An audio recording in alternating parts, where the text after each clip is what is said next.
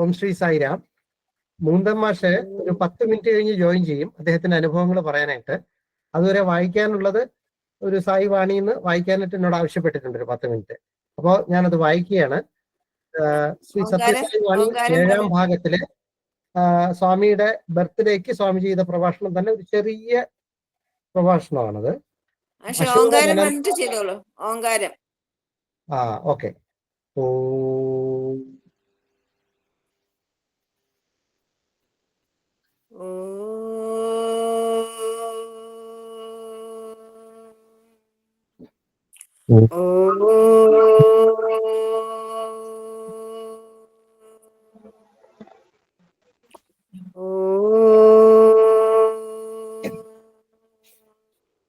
ഓം സാईश्वराय വിദ്മഹേ സത്യദേവായ ധീമഹി തന്നഃ സർവഃ പ്രചോദയാത്. ഓം സാईश्वराय വിദ്മഹേ സത്യദേവായ ധീമഹി തന്നഃ സർവഃ പ്രചോദയാത്. ഓം സാईश्वराय വിദ്മഹേ സത്യദേവായ ധീമഹി തന്നഃ സർവഃ പ്രചോദയാത്. ഓം ശാന്തി ശാന്തി ശാന്തി. സായിരാം. സായിരാം. സ്വാമി പ്രശാന്തി നിലയത്തിലെ ജന്മദിനോത്സവം 23/11/65 വളരെ പ്രസിദ്ധമായ സ്വാമിയുടെ പ്രഭാഷണമാണ്. ബാഡ്ജ് സാധനയ്ക്കുള്ള ആഹ്വാനം എന്ന ടോപ്പിക്കാണ്. 54-ാമതായിട്ട് ഇത് സത്യസായി വാണി 5-ാം ഭാഗത്തിലുള്ളതാണ്. സായിരാം. ഞാൻ കൊണ്ടുവന്നിരിക്കുന്ന സന്നദ്ധ സേവകർക്കുള്ള ബാഡ്ജ് കാണുമ്പോൾ നിങ്ങൾ സന്തുഷ്ടരാകുന്നു. ഉടൻ അത് അണിയാൻ പോകുന്നു. ഈ ബാഡ്ജ് മൂലം മറ്റുള്ളവരുടെ മേൽ അധികാരം ചെലുത്താം. ഈ പിറന്നാൾ ആഘോഷങ്ങളിലെ കഠിനമായ ജോലികളിൽ നിന്ന് ഒഴിവാകാം എന്നതൊക്കെയാവാം സന്തോഷത്തിന് കാരണം.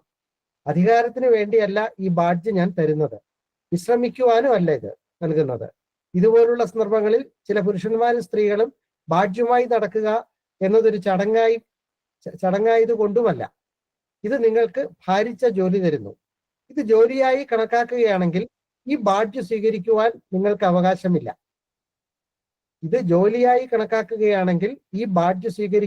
അവകാശമില്ല. ലോകത്തിന്റെ നാനാഭാഗത്തു നിന്നും എത്തിച്ചേരുന്ന ബന്ധുക്കളെയും സ്നേഹിതരെയും സ്വീകരിക്കുവാനും സേവിക്കുവാനും ഇത് നിങ്ങളെ അർഹരാക്കുന്നു. ഈ ബാഡ്ജ് നിങ്ങളിൽ ഗർവിന്റെ ഭാരം ചുമത്തരുത്. നിങ്ങൾ ഉയർന്നവരാണെന്ന ബോധം ഉളവാക്കരുത്. നിങ്ങളുടേത് ഉയർന്ന കരങ്ങളും സ്വീകരിക്കുന്നവന്റേത് അധമവുമാണെന്ന് തോന്നരുത്. നിങ്ങൾ കൊടുക്കുന്ന സേവനം ഒരാനുകൂല്യമല്ല, അയാളുടെ പാദങ്ങളിൽ സമർപ്പിക്കുന്ന നൈവേദ്യമാണ്. നിങ്ങളുടെ പ്രകൃതവും സേവിക്കപ്പെടുന്നവന്റെ പ്രകൃതവുമായുള്ള ബന്ധുത്വത്തിന്റെ പ്രകടനമായിരിക്കണം. ആത്മതത്വത്തിൽ അയാളും നിങ്ങളും ഒരുപോലെയാണ്. അയാളും നിങ്ങളും ഒരൊറ്റ സാഗരത്തിലെ 2 തിരകൾ മാത്രം. ഈ ബാഡ്ജ് സാധനയ്ക്കുള്ള ഒരു ആഹ്വാനമായി കരുതുക. ആ ആധ്യാത്മിക സാഹസ യാത്രയ്ക്കുള്ള ആമുഖം പ്രേമാഭ്യസനത്തിനുള്ള ഒരു ശീലമാക്കി എടുക്കുക. പഠനാർഹമായവയാണ് വേദങ്ങൾ പഠിപ്പിക്കുന്നത്. മനുഷ്യനെ മാധവനാക്കി രൂപാന്തരപ്പെടുത്തുവാനുള്ള ശിക്ഷണ രീതികൾ ശാസ്ത്രങ്ങളിലുണ്ട്. നിങ്ങളുടെ ഓരോ പ്രവർത്തനങ്ങളും നൂതനവും കൂടുതൽ സത്യസന്ധവുമായ സാധന നിങ്ങളിൽ ഉണർത്തുന്നു. നിങ്ങൾ ഇതെല്ലാം അറിയണമെന്ന് ഞാൻ ആഗ്രഹിക്കുന്നു. അതുകൊണ്ട് നിങ്ങളെ ഞാൻ സാധനയിലേക്ക് നയിക്കുന്നു. അമ്മയ്ക്ക് കുട്ടികളുടെ ആരോഗ്യവും പുരോഗതിയും അവഗണിക്കുക വയ്യ. കുട്ടികൾ അമ്മയുടെ ഉപദേശങ്ങൾ അനാദരിച്ചേക്കാം. എന്നാലും അവർ കുട്ടികളെ തിരുത്തുന്നതിലും ശരിയായ ശീലങ്ങളിലേക്ക് നയിക്കുന്നതിലും തൽപരയായിരിക്കും. അഹങ്കാരത്തെ ഞാൻ എൻ്റെ എന്ന ഭാവത്തെ തരണം ചെയ്യുക എന്നതാണ് സാധനയുടെ മൗലിക തത്വം. ചുരുക്കി പറഞ്ഞാൽ ആത്മവിദ്യ സന്നദ്ധ സേവകർ എന്ന നിലയിൽ നിങ്ങളുടെ സുഖങ്ങൾ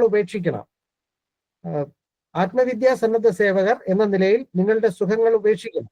എന്റെ ദർശനം കിട്ടുവാനുള്ള സന്ദർഭവും പ്രഭാഷണം കേൾക്കുവാനുള്ള അവസരവും മറ്റിടങ്ങളിൽ നിങ്ങളെ സേവനം മാടി വിളിക്കുന്നെങ്കിൽ ഉപേക്ഷിക്കണം.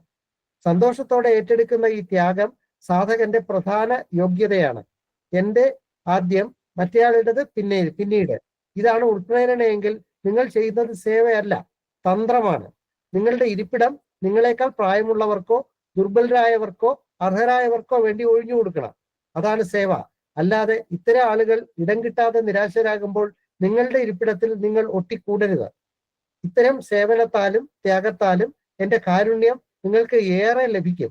ഞാൻ പറയുന്നതിനൊക്കെ തലകുലുക്കിക്കൊണ്ട് മുമ്പിലിരിക്കുന്നതിനേക്കാൾ ആളുകളെ ഉന്തുകയോ തള്ളുകയോ അരുത്. സൗമ്യവും മധുരവുമായി സംസാരിക്കുക. വൃദ്ധരും അബലരുമായവരെ കൂടുതൽ സൗകര്യപ്രദമായ സ്ഥലത്തേക്ക് മാറ്റിയിരുത്താം എന്ന് പറയൂ. അവർ നിങ്ങളോട് കൃതജ്ഞതയുള്ളവരായിരിക്കും. അവരെ തുറസായ സ്ഥലത്ത് ഒരു വെയിലിൽ ഇരുത്തരുത്. ഒരുപക്ഷെ രക്തസമ്മർദ്ദമോ മറ്റു വൈകല്യങ്ങളോ ഉണ്ടെങ്കിൽ അവരെ അത് ബാധിച്ചേക്കും. അങ്ങനെയുള്ളവരെ ജനക്കൂട്ടത്തിൽ നിന്ന് കണ്ടുപിടിച്ച് രക്ഷിക്കാമെന്നേൽക്കണം. അപൂർവം പുഷ്പം പോലെയോ വിലയേറിയ ഫലം പോലെയോ അവരെ കൈകാര്യം ചെയ്യണം. എനിക്ക് പല വോളണ്ടിയർമാരെ അറിയാം. അവർ ഒഴിവ് കഴിവുകൾ കെട്ടഴിക്കാൻ തുടങ്ങും. അവർ സൗമ്യമായി പറഞ്ഞാൽ അനുസരിക്കില്ല സ്വാമി. അവർക്ക് പരിക്കൻ പെരുമാറ്റമേ അറിയൂ. അങ്ങനെയുള്ള സന്നദ്ധ സേവകർക്ക് ഞാൻ മാപ്പ് കൊടുക്കില്ല. തെറ്റ് അവരുടെ സംസാര രീതിക്കാണ്, അവരുടെ പ്രവർത്തനങ്ങളെ വിശദീകരിക്കുന്നതിലാണ്. ശീലം, ഭാവം, സമീപനം എന്നിവയിലാണ്. ശീലം, ഭാവം, സമീപനം എന്നിവയിലാണ്. നിങ്ങളെ ഇപ്പോൾ ഏൽപ്പിക്കുന്ന ചുമതലയെപ്പറ്റി ചിന്തിച്ചിട്ടുണ്ടോ? ഇവിടെ വന്നെത്തിയിരിക്കുന്ന ആയിരങ്ങളിൽ നിന്നും നിങ്ങളെ വേർതിരിക്കുന്നത് എന്താണ്? തീർച്ചയായും ഈ ബാഡ്ജല്ല. പ്രശാന്തി നിലയത്തിലെ പ്രതിനിധികളായി നിങ്ങളെ അവരോധിക്കുകയാണ്. പ്രശാന്തി നിലയത്തിലെ പ്രതിനിധികളായി നിങ്ങളെ അവരോധിക്കുകയാണ്. അന്നെത്തുന്ന ബന്ധുക്കളോട് പരമ്പരാഗതമായ ആതിഥേയത്വം പുലർത്തുന്ന ചുമതല നിങ്ങളിൽ അർപ്പിക്കുന്നു. അതുകൊണ്ട് നിങ്ങളുടെ ഹൃദയങ്ങളിൽ പ്രശാന്തി ഉണ്ടാവട്ടെ. നിങ്ങൾ ഒരിക്കലും ക്ഷുഭിതരായോ ആധിയോ കോപമോ സമനില വിട്ടവരോ ആകരുത്. നിങ്ങളിൽ അർപ്പിച്ചിരിക്കുന്ന മാന്യതയ്ക്ക് ചേർന്നിരിക്കുന്നതായിരിക്കണം പെരുമാറ്റം. അതിഥികൾ വരുമ്പോൾ ഭാര്യ ഭർത്താവിനോട് പറയുമോ, നാം ആഹാരം കഴിച്ചിട്ട് അവർക്ക് ഭക്ഷണം കൊടുക്കാമെന്ന്? അവരുടെ ആവശ്യങ്ങൾക്ക് പ്രാധാന്യം നൽകണം. അവരെ ശ്രദ്ധയോടും പരിഗണനയോടും പരിചരിക്കണം. ഇവിടെ വന്നിട്ടുള്ള സ്ത്രീ പുരുഷന്മാരെ നിങ്ങളുടെ സൗകര്യവും സുഖവും. ഒരു സെക്കൻഡ്, മുന്തൻ സാർ വിളിക്കുന്നുണ്ട്, എടുക്കുകയാണ്.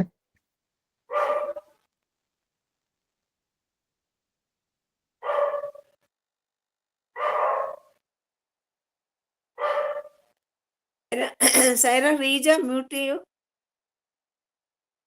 ഞാൻ മ്യൂട്ട് ചെയ്യിപ്പിച്ചു.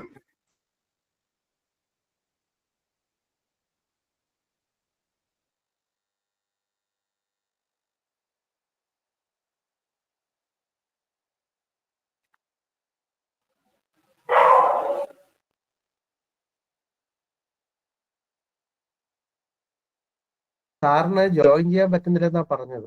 ആരും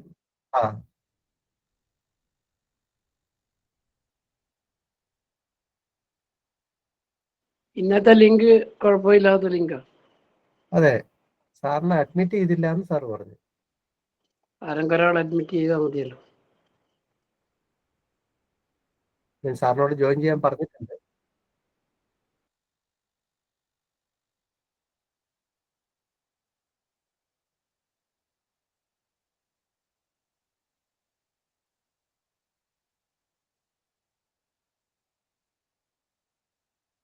അഡ്മിറ്റ് ആവുന്നുണ്ട്, അപ്പൊ തന്നെ പോവുകയും ചെയ്യുന്നു.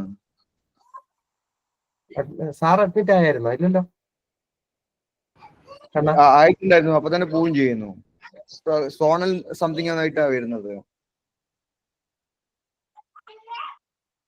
നെറ്റ് പ്രോബ്ലം എന്താണെന്ന് അറിഞ്ഞില്ല.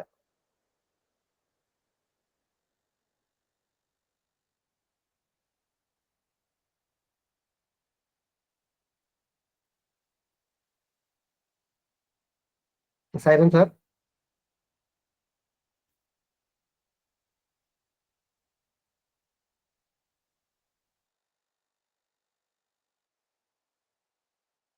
സാറ് ജോയിൻ ചെയ്തിട്ടുണ്ടെന്ന് പറഞ്ഞതില് സാറിന്റെ പേഴ്സണൽ ചെയ്യാനാണോ? കാണുന്നില്ലേ? ഇല്ല, നമുക്ക് ഒന്നും കണ്ടില്ല.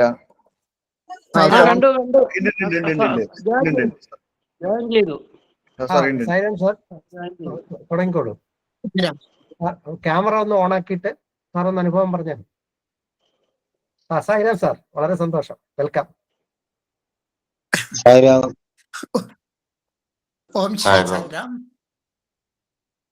പ്രശാന്തിയിലത്തിലായതുകൊണ്ട് പ്രശാന്തിയിലത്തിൽ തന്നെ എല്ലാവർക്കും സ്വാമിയുടെ അനുഗ്രഹം ഉണ്ടാവട്ടെ എന്ന് പ്രാർത്ഥിക്കുന്നു. എല്ലാവർക്കും സ്വാമിയുടെ പിറന്നാളിന്റെ ആശംസകളും 99ാമത്തെ തിരുനാളായതുകൊണ്ട് നമ്മുടെ അച്ഛൻ്റെയും അമ്മയുടെയും എല്ലാ സമിതികളിലും നന്നായിട്ട് ആഘോഷിച്ച് കാണുമെന്ന് വിശ്വസിക്കുന്നു. ഇനിയുള്ള അടുത്ത 2 വർഷം 25, 26 എങ്ങനെയെല്ലാം നമുക്ക് സ്വയം മാറാം, മറ്റുള്ളവരെ മാറ്റാനായിട്ട്, അതായത് മറ്റുള്ളവർക്ക് പ്രേരകമായിട്ട് എന്തൊക്കെ ചെയ്യാൻ സാധിക്കുന്നുള്ള ചിന്തയാണ് നമുക്ക് ഉണ്ടാവേണ്ടത്. നമ്മൾ ഇപ്പൊ തീർന്നേ ഉള്ളൂ, പുൽബന്ധ ഹാളിലെ പ്രോഗ്രാം ഇപ്പൊ തീർന്ന് എത്തിയുള്ളൂ സതീശ് വിളിക്കുമ്പോൾ. കാരണം ഏതാണ്ട് 8:30 കഴിഞ്ഞു പ്രോഗ്രാം കഴിഞ്ഞപ്പോ തന്നെ. 2-3 കാര്യങ്ങള് സ്വാമി പഠിപ്പിച്ചത്, പേഴ്സണൽ എക്സ്പീരിയൻസ് പഠിപ്പിച്ചത്. ഒന്ന്, നമ്മൾ സ്വാമി സർവന്തര്യാമി എന്നൊക്കെ പറയാറുണ്ട്, പക്ഷെ പലപ്പോഴും നമ്മളത് മറന്നു പോവാറുണ്ട്. ഒരു ദിവസം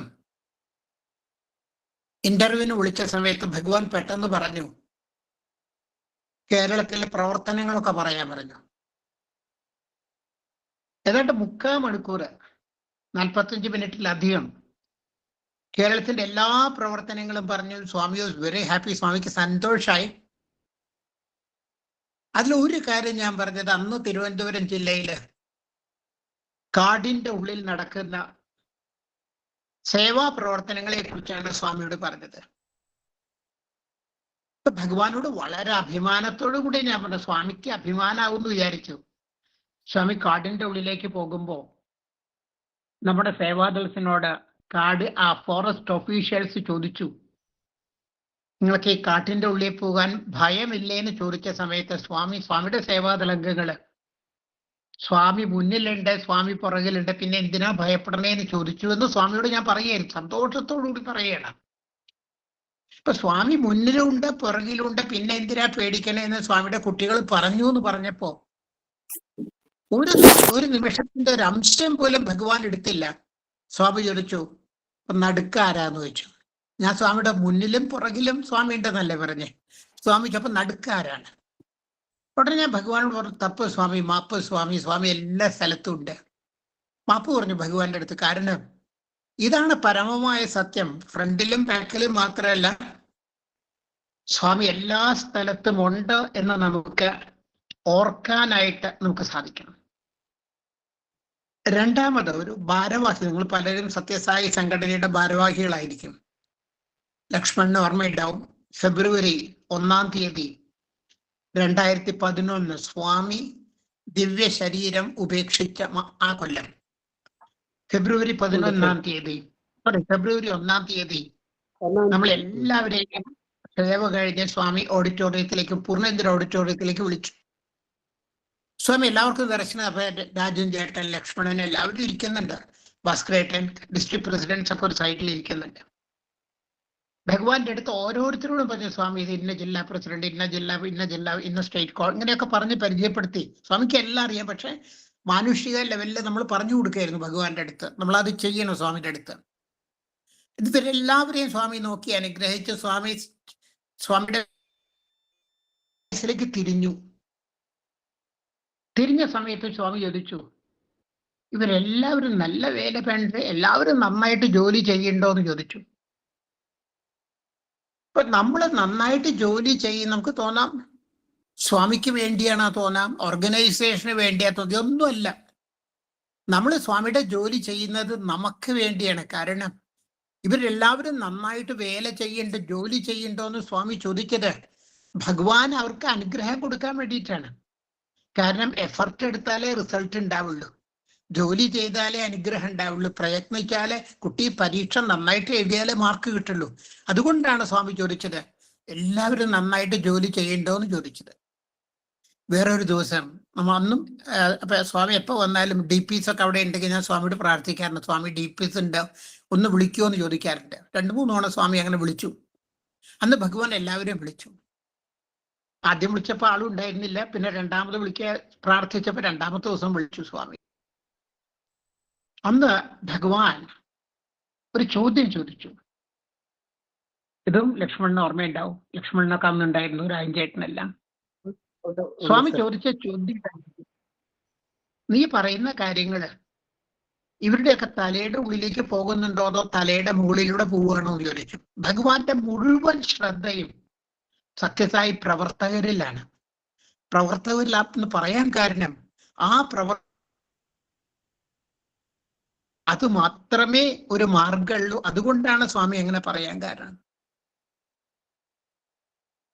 ഭഗവാൻ നമ്മുടെ അമ്മയെന്ന് പറഞ്ഞല്ലോ, ഇത് പരമമായ സത്യമാണ്. അത് ഒരിക്കൽ ഞാനും ഗീതയും കൂടി ഇന്റർവ്യൂ റൂമിൽ ഇരിക്കുമ്പോ ഗീത ഭഗവാന്റെ അടുത്ത് പറഞ്ഞു, സ്വാമി അമ്മ അപ്പ ഇല്ല സ്വാമി എന്ന് പറഞ്ഞു. അതൊരു സ്വാമി ഇങ്ങനെ ചിരിച്ച് സന്തോഷമായിട്ട് വർത്തമാനം പറഞ്ഞുകൊണ്ടിരിക്കുകയാണ്. അമ്മ അപ്പ ഇല്ല എന്ന് പറഞ്ഞ സമയത്ത് സ്വാമി പെട്ടെന്ന് ഗൗരവത്തിലായി. സിംഹാസനത്തിൽ ഒന്ന് നിവർന്നിരുന്ന് ഭഗവാന്റെ നെഞ്ചത്ത് ഇങ്ങനെ തൊട്ടിട്ട് ഇങ്ങനെ തട്ടിയിട്ട് പറഞ്ഞു, ഞാൻ താൻ അപ്പ അമ്മ എന്ന് പറഞ്ഞു. സ്വാമി തന്നെയാണ് അപ്പ അമ്മ എന്ന് സ്വാമി പറഞ്ഞു. ഇതാണ് സത്യം.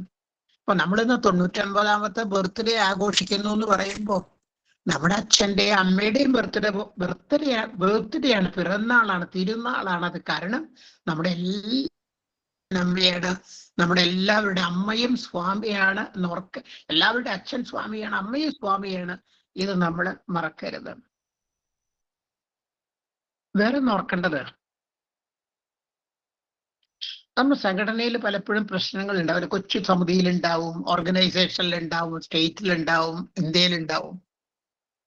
അങ്ങനെ പ്രശ്നങ്ങൾ ഉണ്ടാവുമ്പോൾ നമ്മുടെ ഭാഗത്ത് തെറ്റില്ലെങ്കിൽ, നമ്മുടെ ഭാഗം ശരിയാണെങ്കിൽ സ്വാമി അതിനെ എങ്ങനെയാ കാണണേന്ന് കുറേ വർഷം 97 ഒരു ചെറിയൊരു കാര്യത്തിൽ എന്തോ മനസ്സിന് ഭയങ്കര പ്രയാസം ഉണ്ടായി. അന്ന് സ്റ്റേറ്റ് പ്രസിഡന്റ് നടരാജ് സാറാണ്. ഞാൻ സ്റ്റേറ്റ് കോർഡിനേറ്റർ എന്നുള്ള ഉത്തരവ്, ലക്ഷ്മണനൊക്കെ ഉണ്ട് നമ്മുടെ കൂടെ അന്ന് സ്റ്റേറ്റ് കോർഡിനേറ്റർ ആയിട്ട്. അപ്പൊ ഈ സ്റ്റേറ്റ് കോർഡിനേറ്ററുടെ കാർഡ് എടുത്തിട്ട് ഞാൻ സാറിൻ്റെ കയ്യിൽ കൊടുത്ത് പറഞ്ഞു, സാർ എനിക്ക് ഉത്തരവാദിത്വമൊന്നും വേണ്ട സാർ, സാറ് പറഞ്ഞ എന്ത് ജോലി വേണമെങ്കിൽ ഞാൻ ചെയ്തോളാം, എനിക്ക് റെസ്പോൺസിബിലിറ്റി വേണ്ട, കാരണം മനസമാധാനം ഉണ്ടാക്കുന്നില്ല, മനസമാധാനം ബുദ്ധിമുട്ടുണ്ടാക്കുന്നു. സാറ് പറഞ്ഞു അതൊന്നും സാധിക്കില്ല, പറ്റില്ല എന്ന് പറഞ്ഞു. അന്ന് സ്വാമി ദർശനത്തിന് വരണ സമയത്ത് ജെൻസ് ആയിട്ടേക്ക് ഇങ്ങനെ തിരിയണ സമയത്ത് തിരിഞ്ഞ ആ പില്ലറിന്റെ അവിടെ എത്തി ഉറക്കെ പേര് വിളിച്ചു അവിടെ ഇരുന്നു. സ്വാമി അടുത്തെത്തി. സ്വാമി ഒരേ ഒരു വാക്കേ പറഞ്ഞുള്ളൂ. സ്വാമി ഇങ്ങനെ കൈ ഇങ്ങനെ എൻ്റെ പുറത്തേക്കൂടെ ഇങ്ങനെ കെട്ടിപ്പിടിക്കാതെ അങ്ങനെ പിടിച്ചിട്ട് സ്വാമി പറഞ്ഞു, സ്വാമിക്കെല്ലാം തെരിയും. ഒറ്റ വാക്ക്, സ്വാമിക്കെല്ലാം അറിയുന്നു. അത് കഴിഞ്ഞാണ് സ്വാമി എല്ലാവരെയും ഭജൻ ഹോളിലേക്ക് വിളിച്ചതെല്ലാം. ഇത് സത്യമായിട്ട് നമ്മൾ മനസ്സിലാക്കണം. എന്ത് പ്രയാസം സംഘടനയിലായാലും ശരി, പുറത്തായാലും ശരി, വീട്ടിലായാലും ശരി, പേഴ്സണൽ പ്രോബ്ലം ആയാലും ശരി, നമ്മൾ ഭഗവാനെ മുറുകെ പിടിച്ചു കഴിഞ്ഞാൽ ഒരു കാര്യം നമുക്ക് ഉറപ്പിക്കാം, സ്വാമിക്ക് എല്ലാം അറിയുന്നുള്ള കാര്യത്തിൽ യാതൊരു സംശയവും വേണ്ട. എല്ലാം ഭഗവാൻ അറിയാം. സ്വാമിയെ നോക്കിക്കൊണ്ടിരിക്കുന്നതാണ് ശരിയായ വിദ്യാഭ്യാസം എന്ന് പറയാറുണ്ട്. നമ്മളെ സ്വാമിയെ നോക്കിക്കൊണ്ടിരുന്നാൽ മതി. സ്വാമി എങ്ങനെയാ മറ്റുള്ളവരോട് പെരുമാറുന്നത്? ഒരു ദിവസം വരാന്തയിലിരിക്കുമ്പോൾ കുറച്ച് പ്രായമുള്ള ഒരാൾ വരാന്തയിൽ ഇരിക്കുന്നുണ്ട്. അദ്ദേഹം കസേരയിലാണ് ഇരിക്കുന്നത്. നല്ല തണുപ്പുണ്ട്. പുട്ടപർത്തിയിൽ ചില മാസത്തെ നല്ല തണുപ്പുണ്ട്. നവംബറില്. അന്ന് കാലത്ത് സ്വാമി നേരത്തെ ദർശനത്തിന് 6:45, 7 ആകുമ്പോഴത്തേക്കും ദർശനത്തിന് വരാ. കാലത്ത് ദർശനത്തിന് നടന്ന വരെ സ്വാമി നടന്നു വന്നിട്ട് നമ്മൾ നോക്കുമ്പോൾ കാണുന്നത് സ്വാമി ഒരു ഉള്ളൻ കമ്പിളി എടുത്തിട്ട് ഇദ്ദേഹത്തിനെ പുതപ്പിക്കുകയാണ്. പ്രായമുള്ള ആളാണ്, പുതപ്പിക്കുകയാണ്. അപ്പൊ സ്വാമിയെ നോക്കിക്കൊണ്ടിരിക്കുക, ഭഗവാൻ എന്താ ചെയ്യണേ നോക്കിക്കൊണ്ടിരിക്കുക. പലപ്പോഴും ഇന്റർവ്യൂ റൂമിൽ ഇരിക്കുമ്പോൾ സ്വാമി കത്തുകൾ വായിക്കാറുണ്ട്. ഈ കത്തുകളെ സ്വാമി എന്തെങ്കിലും ചോദിച്ചുകൊണ്ടിരിക്കാനിടയ്ക്ക് കത്തുകൾ ചിലപ്പോൾ നോക്കുകയും ചെയ്യും. അങ്ങനെ കത്ത് വായിക്കുന്ന സമയത്ത് സ്വാമി കവറുകൾ പൊട്ടിക്കുന്ന ബ്യൂട്ടിഫുൾ ആണ്. നമ്മളിങ്ങനെ കവർ കീറിക്കളയല്ലേ ചെയ്യും. സ്വാമി ആ കവറിന്റെ അറ്റം ഇങ്ങനെ മടക്കും, നന്നായിട്ട് മടക്കും. നന്നായിട്ട് മടക്കിയിട്ട് ആ മടക്കിയ ഭാഗം മാത്രമേ സ്വാമി കീറില്ല. അത് കഴിഞ്ഞ കവറെല്ലാം സ്വാമി സെൻട്രൽ ട്രസ്റ്റ് ഓഫീസിലേക്ക് കൊടുത്തയക്കും. അപ്പൊ ഒന്നും വേസ്റ്റ് ചെയ്യരുത്, യാതൊന്നും വേസ്റ്റ് ചെയ്യരുത് എന്ന് പറയുമ്പോൾ സ്വാമി നമ്മളെ കാണിച്ചു തരുന്നുണ്ട്. എന്താ കാണിച്ചു തരുന്നുണ്ട്? ഇങ്ങനെ ഇരിക്കുന്ന സമയത്ത് കാണാൻ സ്വാമി പതുക്കെ അത് കീറിയിട്ട് ആ കഷ്ണം മാത്രം ഡസ്റ്റ്ബിന്നിൽ ഇട്ടിട്ട് കവർ എടുത്ത് കവർ സ്വാമിയുടെ ടീപ്പോയും ഇങ്ങനെ ഒതുക്കി ഇങ്ങനെ അറേഞ്ച് ചെയ്ത് വെക്കും സ്വാമി. കുറച്ച് കവർ ആകുമ്പോൾ അതെല്ലാം സ്വാമി അന്ന് സെൻട്രൽ ട്രസ്റ്റ് ഓഫീസിലേക്ക് കൊടുത്തയക്കും. അവർക്ക് കത്തുകൾ അയക്കാനായിട്ട് ഇതൊന്ന് ഒട്ടിച്ചിട്ട് വീണ്ടും അവർ ഇത് കത്തുകൾ അയക്കും. ഇപ്പൊ സ്വാമി പറയുന്ന ഓരോ വാക്കും, നമ്മളോട് പറയുന്ന ഓരോ കാര്യങ്ങളും സ്വാമി ഇങ്ങനെ കാണിച്ചു തരുന്നതായിട്ട് നമുക്ക് കാണാൻ സാധിക്കും. പറയുക മാത്രമല്ല, സ്വാമി നമ്മളെ ഇങ്ങനെ പ്രാക്ടിക്കലായിട്ട് സ്വാമി കാണിച്ചു തന്ന് നമ്മളെ പഠിപ്പിക്കുന്ന കാണാൻ സാധിക്കും. ഒരു പേഴ്സണൽ എക്സ്പീരിയൻസ് കൂടി പറഞ്ഞു നിർത്താം. സ്വാമി ഒരു വാക്ക് പറഞ്ഞാൽ എന്തെല്ലാം ഉണ്ടായാലും ശരി, സ്വാമി ആ വാക്ക് പരിപാലിക്കും. നിങ്ങൾ ചിലർക്കെങ്കിലും കുമാറിനെ അറിയാം, മൂത്ത മോനെ അറിയാം. സ്വാമിയുടെ കോളേജിൽ MBA പാസ്സായി, മാരേജിന്റെ സമയമായി. സ്വാമി തന്നെ പെൺകുട്ടിയുടെ ഫോട്ടോ നോക്കി, കുമാറിന്റെ ഫോട്ടോ നോക്കി, സ്വാമി തന്നെ അത് സമ്മതിച്ചു. സ്വാമി തന്നെ ഡേറ്റ് ഫിക്സ് ചെയ്തു. ജൂൺ 9 നടത്തിക്കൊള്ളാൻ പറഞ്ഞു. സ്വാമി പറഞ്ഞു ഇവിടെ നടത്താം, സ്വാമി നടത്തിക്കൊള്ളാന്ന് പറഞ്ഞു. പുട്ടവർത്തിയിൽ വെച്ച് സ്വാമി നടത്തി, എവിടെ വെച്ചാന്ന് പുട്ടവർത്തിയിൽ വെച്ച് പറഞ്ഞില്ല, എവിടെ വെച്ച് നടത്തിത്തരാം, സ്വാമി നടത്തിത്തരാം. ജൂൺ ആദ്യമായപ്പോഴേക്കും ഞങ്ങളെല്ലാവരും വൈറ്റ്ഫീൽഡിലെത്തി. കാരണം സ്വാമി വൈറ്റ്ഫീൽഡിലുണ്ട്. ഓരോ ദിവസവും ഭഗവാന്റെ അടുത്ത് നിൽക്കും സ്വാമി. ഇങ്ങനെ ഭജന കഴിഞ്ഞ് ആരതി കഴിഞ്ഞ് വരുമ്പോ ഭഗവാൻ വരണ സമയത്ത്, ആ വീൽ ചെയർ വരണ സമയത്ത് അവിടെ നിൽക്കും. സ്വാമിക്ക് എന്നാന്ന് ചോദിക്കും. സ്വാമി മാരേജ്, ഇനി എത്ര ദിവസം ഉണ്ടെന്ന് ചോദിക്കും. അപ്പൊ ഞാൻ പറയാം സ്വാമി ഇനി 6 ദിവസം ഉണ്ട്. ரொம்ப ഡേറ്റ് ഒരുപാട് ദിവസം ഉണ്ടെന്ന് പറയും. 5 ദിവസമായി, 4 ദിവസമായി, 3 ദിവസമായി. ഈ 3 ദിവസം സ്വാമി എല്ലാ ദിവസവും ചോദിക്കും. എന്താന്ന് ചോദിക്കും. സ്വാമി മാരേജ് എന്ന് പറയാൻ പറയും ரொம்ப ഡേറ്റ് ഇരിക്കുകയല്ലോ, ഇനി കുറെ ദിവസം ഉണ്ടെന്ന് പറയും. 7-ാം തീയതി മാരേജ് ഫിക്സ് ചെയ്ത് തലേ ദിവസം ബന്ധുക്കളെല്ലാം വന്നു കഴിഞ്ഞു. വൈറ്റ്ഫീൽഡിൽ ഇരിക്കുകയാണ്. സ്വാമി മാരേജിനെ കുറിച്ച് ഒന്നും പറയുന്നില്ല. അന്ന് ത്രയുടെ അകത്ത്, ത്രയുടെ ആ കോമ്പൗണ്ടില് സ്വാമി എന്താ ചെയ്യേണ്ടതെന്ന് ആലോചിച്ചുകൊണ്ട് നിൽക്കുമ്പോ വൈസ് ചാൻസലർ ഹനുമന്തപ്പ സാറ് വരുന്നുണ്ട്. സാറ് പറഞ്ഞു, professor Swami was talking about your boys. പ്രൊഫസറുടെ കുട്ടികളെ കുറിച്ച് സ്വാമി പറയായിരുന്നു എന്ന് പറഞ്ഞു. എനിക്ക് സന്തോഷമായി. മാരേജിന്റെ കാര്യമായിരിക്കും. എന്ത്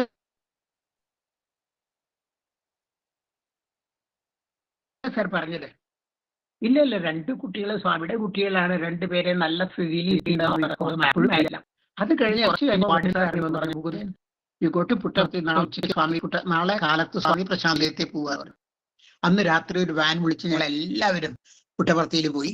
പുട്ടപർത്തിയിലെത്തി. രാത്രി 12 മണിക്കൊക്കെ എത്തിയത്. പിറ്റേ ദിവസം സ്വാമി ഉച്ചയ്ക്ക് 12 മണിയായപ്പോൾ സ്വാമി വന്നു. വൈകുന്നേരത്തെ ദർശനത്തിന് വന്നു. വരാന്തയിലേക്ക് സ്വാമി ചോദിച്ചു എന്താ വിശേഷം? സ്വാമി മാരേജ്, നാളെയാണ് മാരേജ്. ഭജന ഉള്ളത് കൊണ്ട് ഒന്നും കേൾക്കാനില്ല. സ്വാമി പറയണ ഒന്നും എനിക്ക് മനസ്സിലായില്ല. അപ്പൊ അതുകൊണ്ട് ആരതി കഴിഞ്ഞ് സ്വാമി യജുർമന്ദിരിലേക്ക് പോകാൻ പിന്നാലെ ഞാനും പോയി. അവിടെയുള്ള ഉത്തരവാദപ്പെട്ട ആളുകളിൽ ഒരു സ്ലിപ്പ് കൊടുത്തയച്ചു. സ്വാമി പറഞ്ഞു ഒന്നും എനിക്ക് മനസ്സിലായില്ല, സ്വാമിയോട് ഒന്ന് ചോദിക്കണം എന്താ വേണ്ടതെന്ന്. ഇത് പറഞ്ഞ വഴിക്ക് കണ്ടത് അദ്ദേഹം തിരിച്ചു വന്നിട്ട് പറഞ്ഞു, സ്വാമി പറഞ്ഞു നിങ്ങൾ പറഞ്ഞു സ്വാമിക്ക് മനസ്സിലായില്ല എന്ന് പറഞ്ഞു. അവൻ പറഞ്ഞു എനിക്ക് മനസ്സിലായില്ല.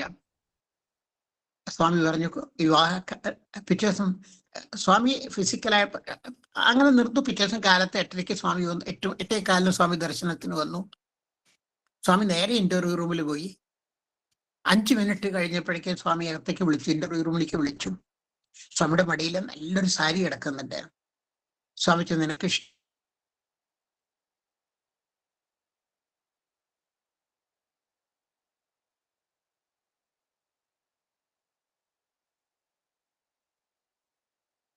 ഞാൻ എന്താ സ്വാമിയുടെ കേൾക്കുന്നില്ല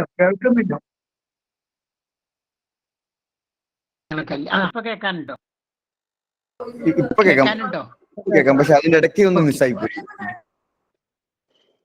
ഒരു പക്ഷേ ഇത് വളരെ ഇമോഷണൽ ആയ ഒരു കാര്യം. എന്റെ ശബ്ദം കുറഞ്ഞതായിരിക്കും. കേൾക്കാനുണ്ടല്ലോ അല്ലേ? ഇപ്പൊ കേൾക്കാം. ലക്ഷ്മണൻ ഓക്കെ. സ്വാമി ലേഡി സൈഡിൽ ദർശനം കഴിഞ്ഞ് ജെൻസ് ആയിട്ടുള്ള ദർശനം കഴിഞ്ഞ് വരാന്തയിലേക്ക് വീൽ ചെയർ കയറി വരികയാണ്. കയറി വരുമ്പോ തന്നെ ആ സ്റ്റെപ്പ് അതങ്ങോട്ട് സ്ലോപ്പ് കയറുമ്പോ തന്നെ സ്വാമി പറഞ്ഞു പെണ്ണിനെ പാറ്റാച്ച് ചെയ്യുന്നു പറഞ്ഞു, പെൺകുട്ടിയെ കണ്ടു എന്ന് പറഞ്ഞു. എന്താ സംഭവിച്ചെന്ന് വെച്ചാൽ സ്വാമി നേരെ ഈ പെൺകുട്ടിയുടെ അടുത്ത്, കല്യാണം കഴിക്കാൻ പാടെ പെൺകുട്ടിയുടെ അടുത്ത് പോയി. ഗീത ചേച്ചിയൊക്കെ അവിടെ ഇരിക്കണ്ടായിരുന്നു.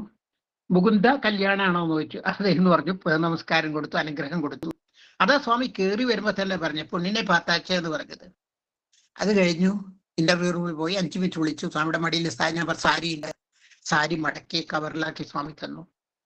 അത് കഴിഞ്ഞിട്ട് സ്വാമി പറഞ്ഞു അവിടെ ഹോളിൽ വെച്ച്, സ്വാമിയുടെ ഹോൾ അവിടെ വെച്ച് കല്യാണം നടത്തിക്കൊള്ളും. ഫിസിക്കൽ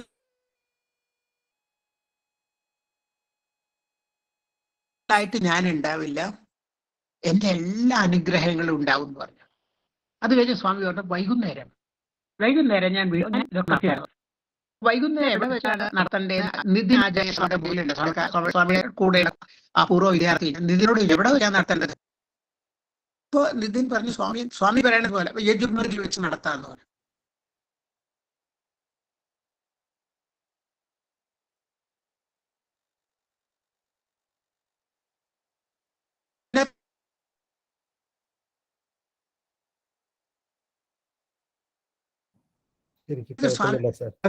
ആർക്കെങ്കിലും കേൾക്കുന്നുണ്ടോ? അത് വേറൊരു വലിയൊരു ലീലയായിരുന്നു. വീണ്ടും കേൾക്കുന്നില്ല സാർ. ഭഗവാൻ ഭജനയ്ക്കകത്ത് പോയി ആരതി കഴിഞ്ഞ് പോയി സാരി ഞാൻ അവർക്ക് കൊടുത്തു. അതിനിടയ്ക്ക് ഒരു സംഭവം ഉണ്ടായത്. മാരേജിന്റെ 12 മണിക്കായപ്പോ കേൾക്കാനുണ്ടോ? കേൾക്കാം.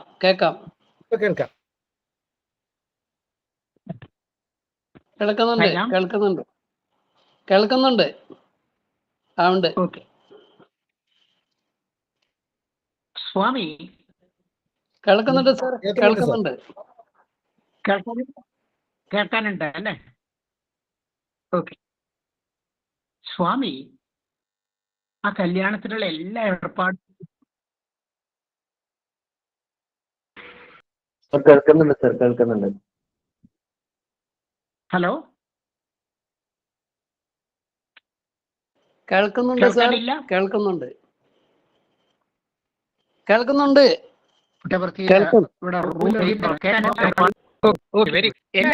എല്ലാ ഏർപ്പാടുകളും സ്വാമി ചെയ്തിരുന്നു എന്ന് പറഞ്ഞാൽ അതിന്റെ അർത്ഥം എന്താണെന്നറിയോ? ആർക്കും പൈസ കൊടുക്കാൻ പറ്റിയില്ല. നാദസ്വരക്കാരന് പൈസ കൊടുക്കാൻ വേണ്ടി സ്വാമി തന്നു എന്ന് പറഞ്ഞു. ഡെക്കറേഷന് പൈസ ചോദിച്ചപ്പോ സ്വാമി തന്നു എന്ന് പറഞ്ഞു. സ്വാമി നമ്മൾ അറിയാതെ എല്ലാ ഏർപ്പാടുകളും ചെയ്തിരുന്നു. ഞാൻ പറയാൻ ഉദ്ദേശിച്ചത്, സ്വാമി ഒരു വാക്ക് പറഞ്ഞാൽ നമുക്ക് അങ്കലാപ്പ് ഉണ്ടാവും, നമുക്ക് ടെൻഷൻ ഉണ്ടാവും. സ്വാമി ഒന്നും പറയാത്ത ടെൻഷൻ ഉണ്ടാവും. പക്ഷെ ഭഗവാൻ അത് നടത്തിയിരിക്കും. സ്വാമി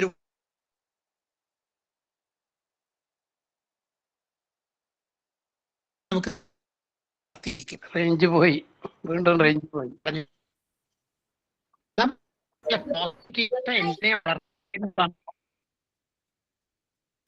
കിട്ടുന്നില്ല സാർ. സാർ വീഡിയോ ഓഫ് ചെയ്തോളൂ സാർ. അതായിരിക്കാം ചിലപ്പം കൂടുതൽ ഇഷ്യൂസ് വരാനുള്ള.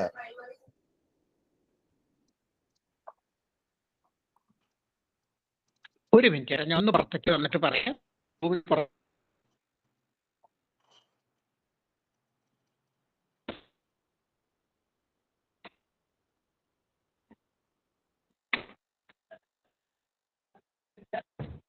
ഇപ്പൊ കേൾക്കാറുണ്ടല്ലോ അല്ലേ?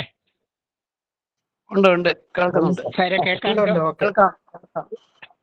റൂമിന്റെ പുറത്ത് വന്നപ്പോൾ റൂമിൽ റേഞ്ച് ഉണ്ടാവില്ല പലപ്പോഴും. നമ്മുടെ ഒരു ഡ്രാമ ഉണ്ടായിരുന്നു വൈറ്റ് ഫീൽഡിൽ വെച്ച യൂത്തിന്റെ പ്രതി യാത്രയുടെ, അതായത് യൂത്തിന്റെ പിൽഗ്രിമേജിന്റെ സമയത്ത് സ്വാമി സായി രമേശ് ഹോളില് ഭജന കഴിഞ്ഞ് സ്വാമി പോണ സമയത്ത് സ്വാമി പറഞ്ഞു എല്ലാം റെഡി ആയി കഴിഞ്ഞാൽ സ്വാമി അറിയിക്കാൻ പറഞ്ഞു. അപ്പൊ 4:45 മേക്കപ്പ് എല്ലാം കഴിഞ്ഞ് സ്വാമി അറിയിക്കാനായിട്ട് ഭഗവാന്റെ ഇന്റർവ്യൂ റൂമിന്റെ വൈറ്റ് ഫീൽഡില് ത്രയില് സ്വാമിയുടെ മുറിയുടെ അടുത്ത് ചെന്നപ്പോൾ സ്വാമി അകത്തേക്ക് വിളിച്ചു. അകത്തേക്ക് ഇരിക്കാൻ പറഞ്ഞു. സ്വാമി ചോദിച്ചു ഡ്രാമയുടെ തീം എന്താ, രാജാവിന്റെ പേരെന്താന്ന് ചോദിച്ചു.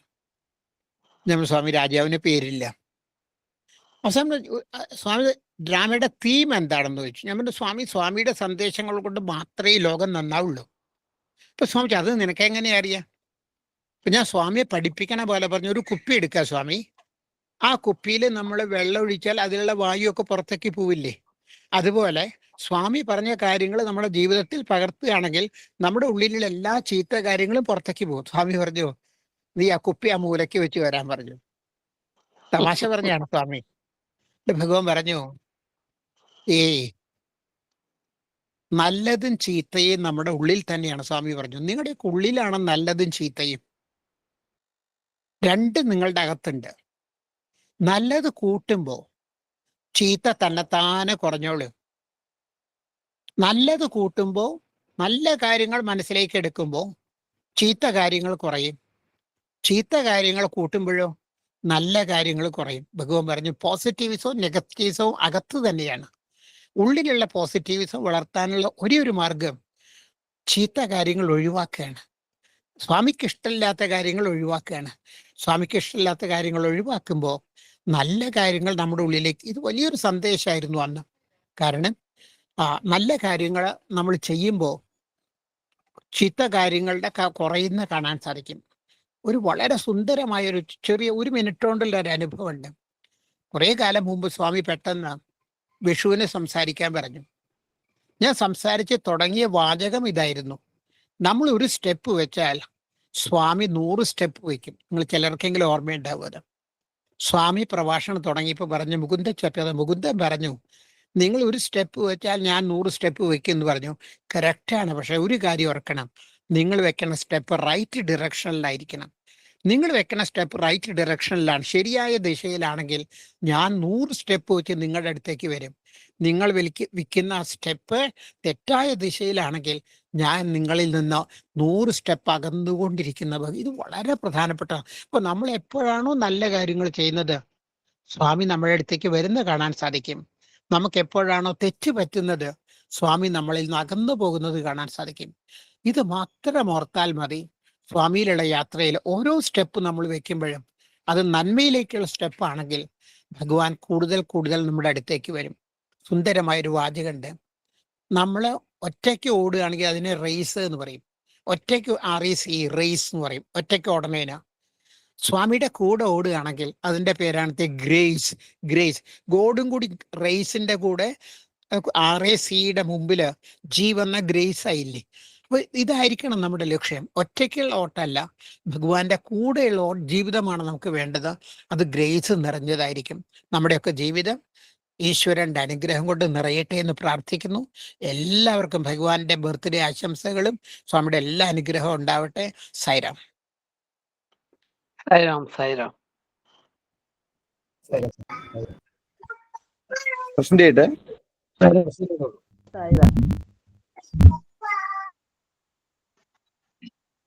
ഞാൻ ലീവ് ചെയ്തോട്ടെ. സതീഷ് ലക്ഷ്മണൻ. വളരെ സന്തോഷം സാർ. അല്ല, വേറെ ഒന്നുമില്ലല്ലോ, ഞാൻ ലീവ് ചെയ്യാം കേട്ടോ. സൈറാം. എല്ലാവർക്കും സ്വാമിയുടെ അനുഗ്രഹം ഉണ്ടാവട്ടെ. Sairam. Sairam.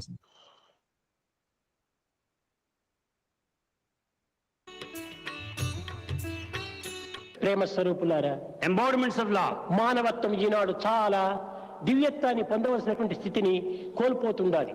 The humanity has lost its position in understanding the divinity. భౌతికమైన లౌకికమైనటువంటి సుఖ సంతోషముల నిమిత్తమే ప్రాకులాడుతున్నారు.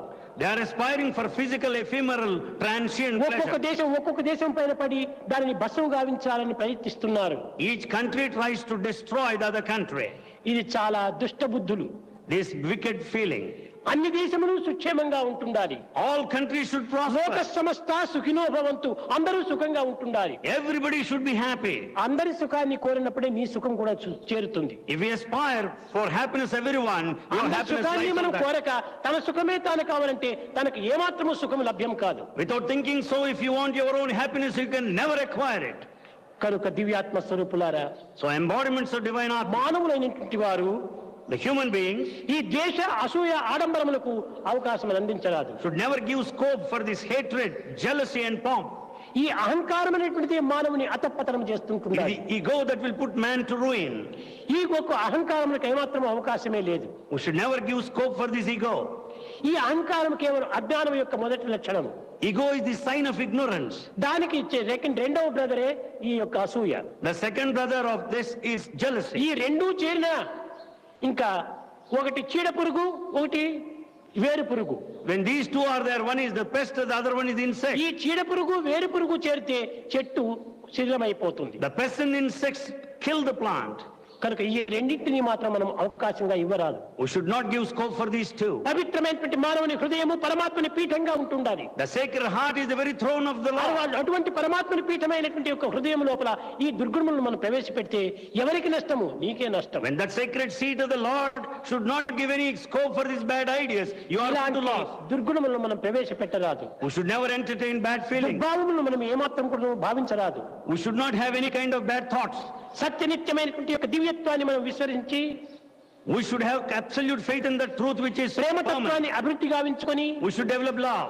అందరి యొక్క ఐక్యతను కూడా మనం ఆశించాలి. We should also expect unity, strive for ఈ it. కుల మత భేదములు అనేటువంటి దాన్ని కూలద్రోయండి. There should not be any differences based on caste. అందరిది and ఒకే community. కులమే. There's only one caste. అదే మానవ కులము. That is the caste of humanity. అందరిది ఒకే భాషనే. All have only one అదే language. హృదయ భాష. The language of the heart. అందరిది ఒకే మతమే. There's only one religion. అదే దివ్యమైనటువంటి మతము. That is the divine religion.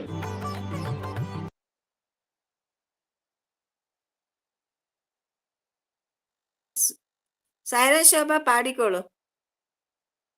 Sairam. ഈശ്വരാംബ പ്രിയനന്ദന,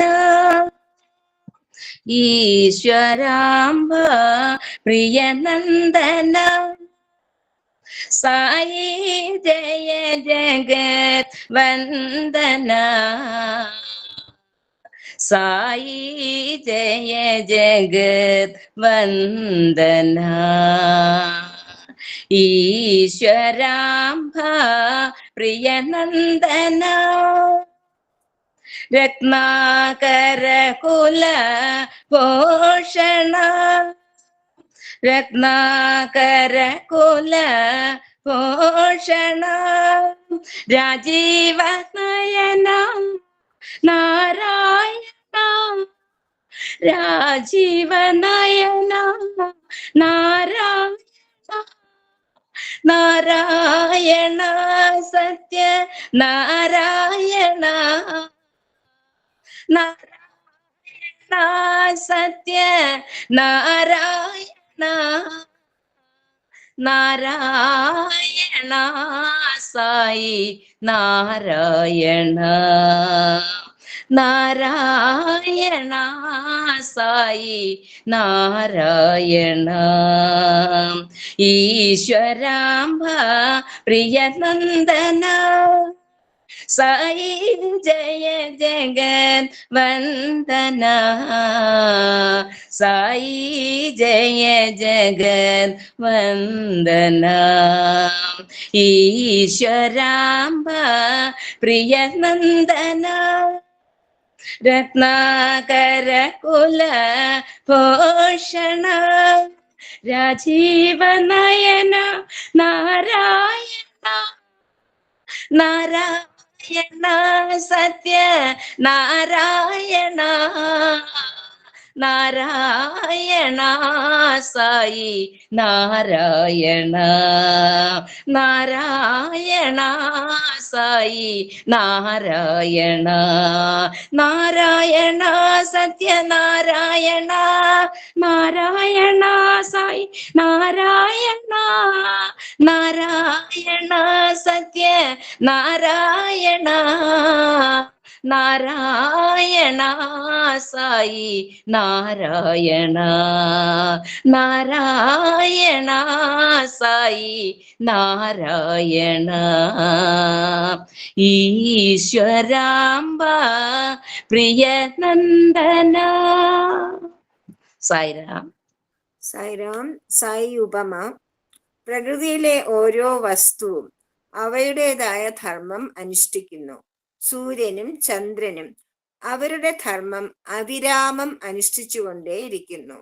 ഈശ്വരനും വിശ്രമമില്ലാതെ തന്റെ കർത്തവ്യത്തിൽ നിരതനായിരിക്കുന്നു.